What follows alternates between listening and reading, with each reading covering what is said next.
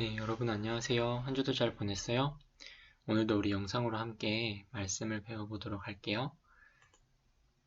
지난 시간 복습이에요.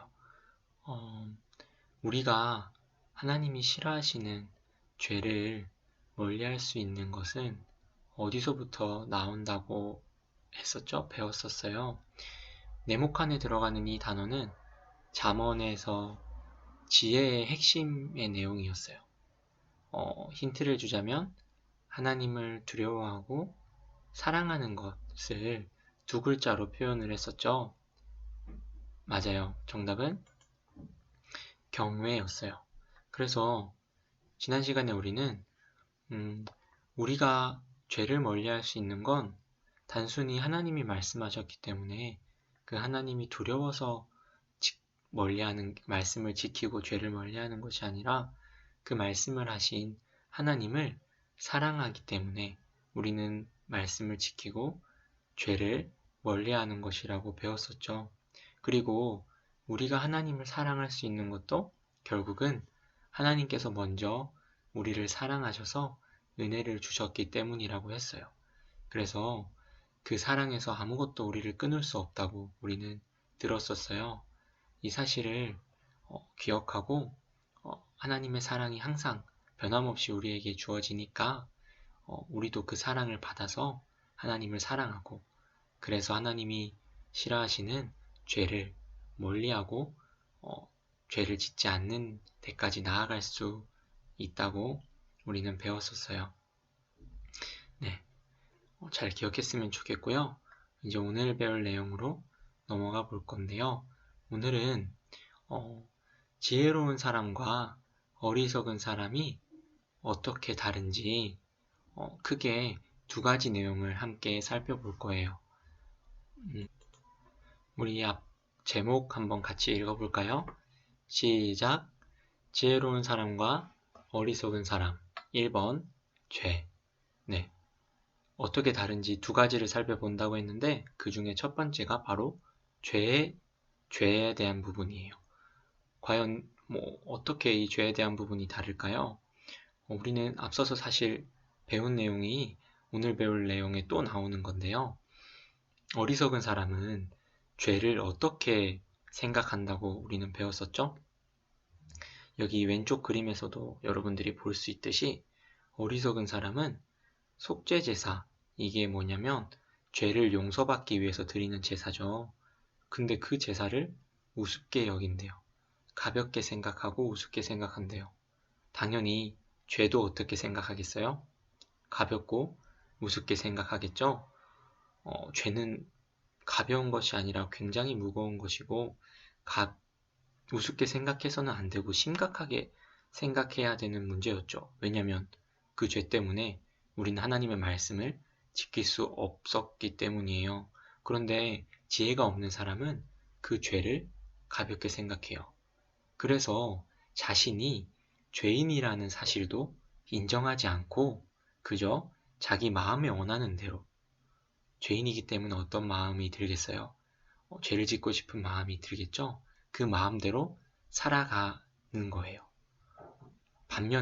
반대로 지혜로운 사람은 어떻겠어요? 아까 말했던 것과 정반대겠죠?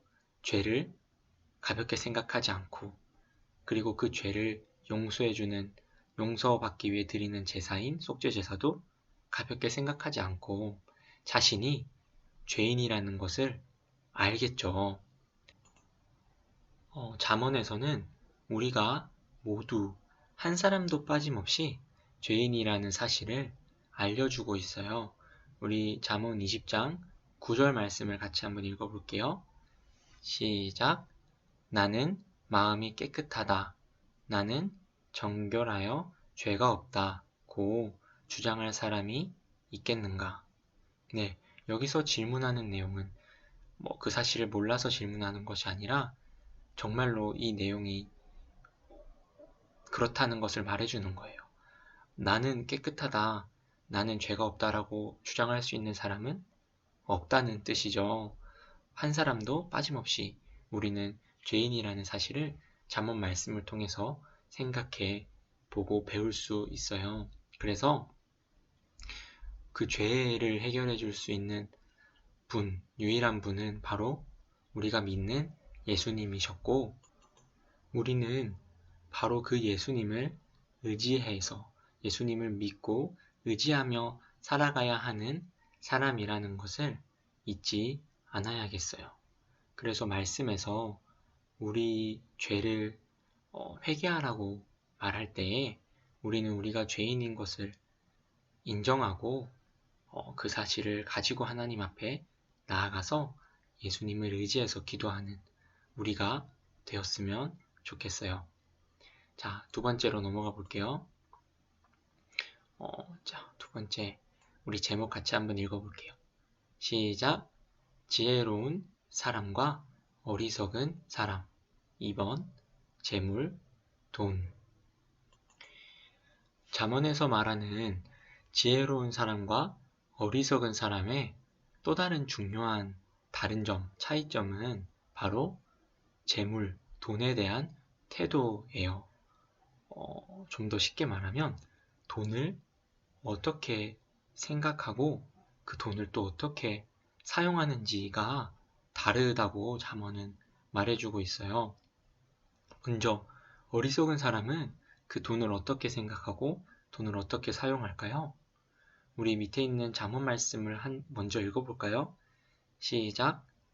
속이는 말로 재물을 모으는 것은 죽음을 구하는 것이라 곧 불려다니는 안개니라.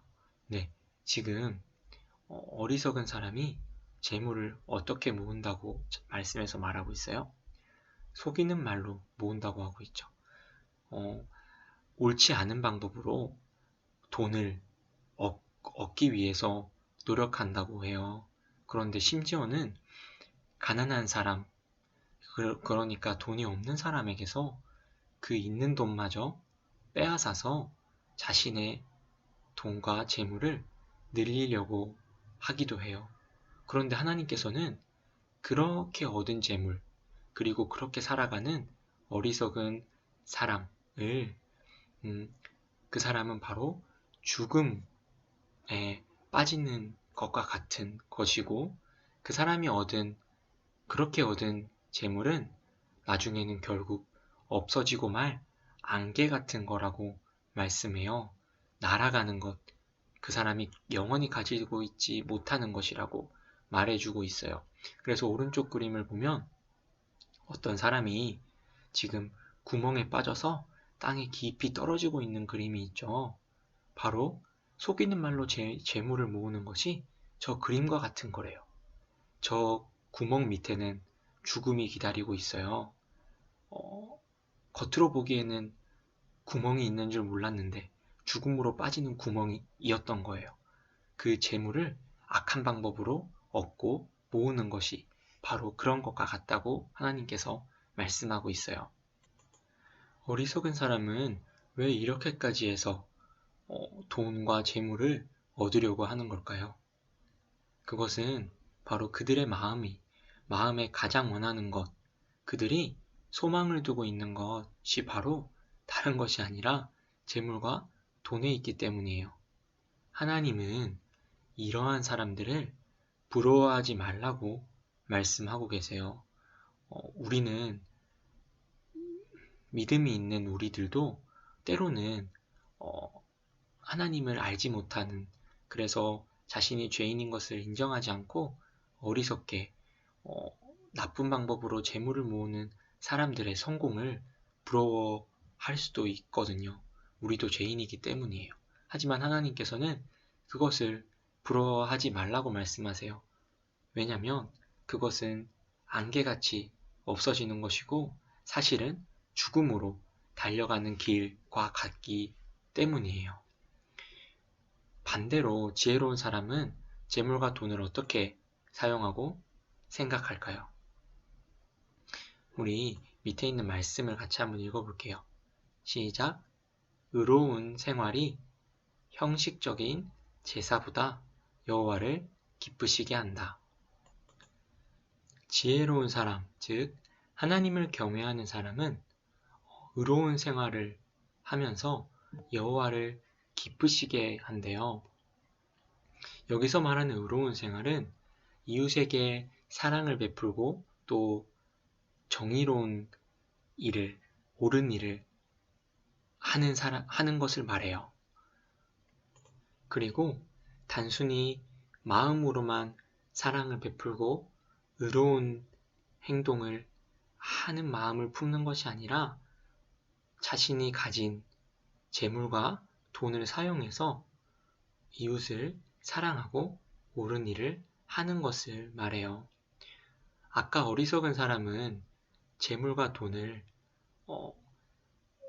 자신이 그냥 얻고 또 그것에 자신의 온 마음을 두었기 때문에 그것을 사용해서 다른 사람을 섬기고 사랑하는 일은 하지 않았지만, 지혜로운 사람은 자신이 가지고 있는 재물과 돈이 하나님께로부터 온 선물이란 것을 알고 있기 때문에 그 선물을 주신 하나님이 원하시는 대로 그 재물과 돈을 사용하고 있어요.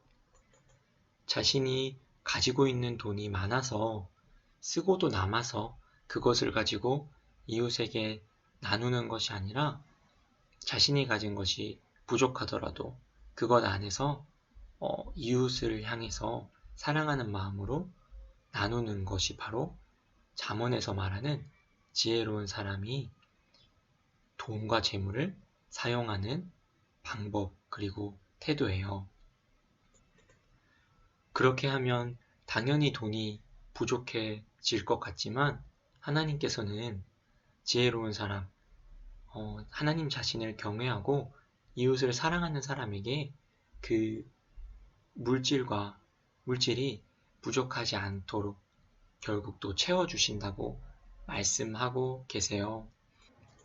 지금 이 말씀을 듣고 있는 저와 여러분도 잠언에서 말하는 지혜로운 사람처럼 하나님이 주신 재물과 돈을 사용할 수 있었으면 좋겠어요. 실제로 우리 주변에 있는 많은 사람들은 재물과 돈을 하나님이 주신 것이라고 생각하기보다는 자신이 얻고 얻어야만 하는 것이라고 생각해서 그 재물에 돈에 마음을 두고 그것을 얻기 위해 온갖 노력을 하며 살아가요. 하지만 잠언 말씀은 우리가 마음을 두어야 하는 대상은 재물과 돈이 아니라 살아있는 하나님의 말씀이라고 우리에게 알려주고 있어요. 이 잠언의 가르침을 우리도 마음에 새기고 우리의 마음을 두고 의지할 대상이 다른 어떤 것이 아니라 하나님의 말씀이라는 것을 기억하고 살아갔으면 좋겠어요. 오늘 들은 이 말씀도 하나님께서 지킬 힘을 주시도록 기도하며 이 말씀을 지키며 살아가요. 오늘은 여기까지 공부할게요.